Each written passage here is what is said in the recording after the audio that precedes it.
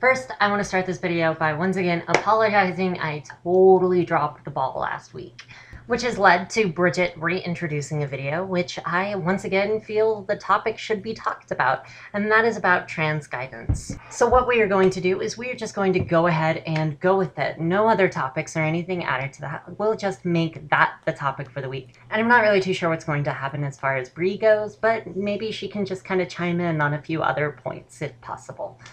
As far as that goes, we haven't had very many people posting and everything. We've had a lot of people getting in trouble and having very late nights, which is exactly what wildcards are for. So if you want to help us make this channel a little bit more stable, feel free to look down here in the description where you can see exactly how to be a wildcard.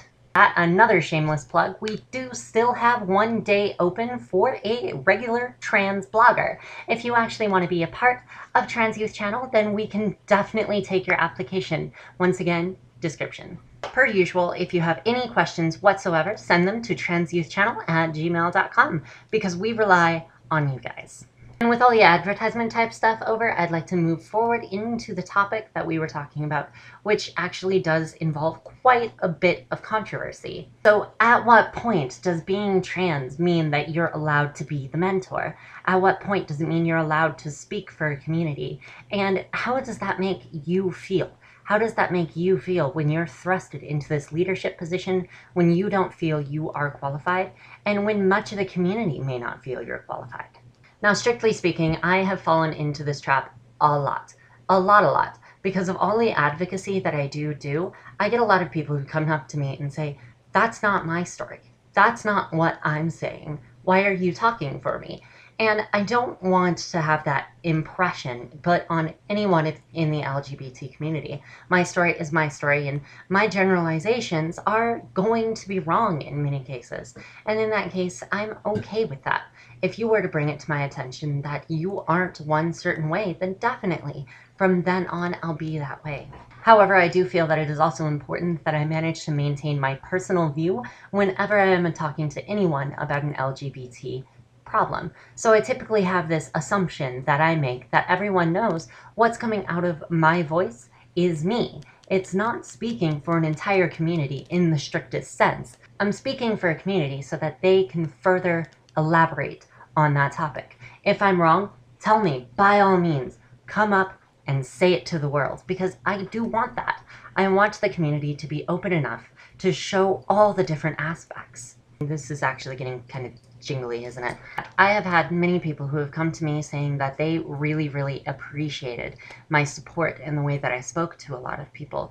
And I do want to stress that this is a very important part about the LGBT community, and it's the very heart of what Bree is saying. When you are put in front of a person who wants to do what you did, who wants to be able to take that on and everything, it gets very difficult to know exactly what advice to give them. It gets very difficult to second guess yourself and be confident with the answers that you're giving. Now, I do talk to a lot of my viewers on Facebook, and by talking to them on Facebook, I am given a wealth of different vantage points where transition is coming through, where their parents want to go along with them, but they can't. They're losing spouses, they're feeling suicidal, and I get all of this just coming to me, one person after another. And because of my experience, I feel that I'm almost obligated to help these people feel the exact same good, great, bottom of the soul feeling that I did. But in many cases, some might argue it's not exactly helpful for them. When it comes to giving them an idea from halfway across the country, I get very worried that I'm giving them bad advice because I don't know the people around them, and I don't know the way that anyone is going to react. There's a very different connection between knowing someone right in front of you and knowing someone online. And all of this kind of coalesces into the idea of when someone comes up to me and asks me about how to transition, I get this feeling that I really want to help because it meant so much to me. But then I also have to be kind of timid and tell myself, I don't know their situation, and I can't always fix everything for them. I can't make their transition incredibly fluent. All I can really do is help them get up when they trip on the few rocks that are on the road. But I'm very wary and I'm very careful when it comes to people asking me exactly what their next step is, a step-by-step type of thing. And I haven't had to say this in a while, but I do want to make sure I am stressing this. Please do research. Don't just ask us, don't just ask other people, but do your research, because the perspective of one person, especially me, is very biased to a proper environment, to what happened in my transition, and to what advice I can give you after transition. So please just do your research. Now, the way that it really affects me in all of this is I get very, very nervous when I'm kind of interacting with someone, but I don't let that nervousness stop me. I just go forward and give them what advice I can anyway. And I do kind of toss a disclaimer on it saying, this is just me. Go talk to others. Be part of the community, because being part of the community will give you so many different aspects. It'll allow you to kind of figure out what's best. Now, when it comes to speaking for the LGBT community at large, I do consider myself an advocate, and I do consider myself a learned advocate. But even I can say things that many people are like, whoa, why would you say that? And when it does come to that, I have already addressed this early in their video that I do wish for you to bring it to my attention. But I also want this to be an opportunity for you to just kind of speak out on your own.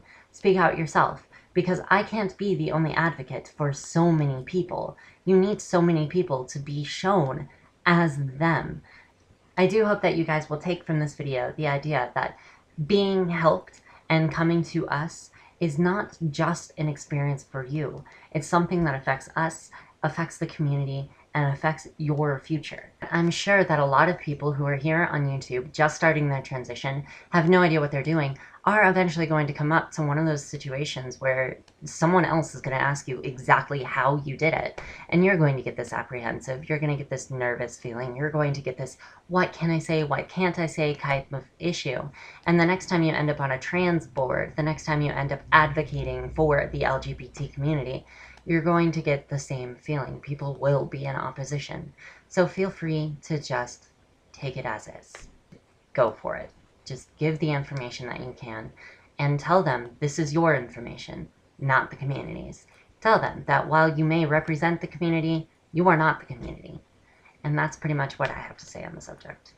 And to all the other viewers of Trans Youth Channel, we are based on your questions. So once again, please send them to transyouthchannel@gmail.com. Further instructions in the description. Bye, guys.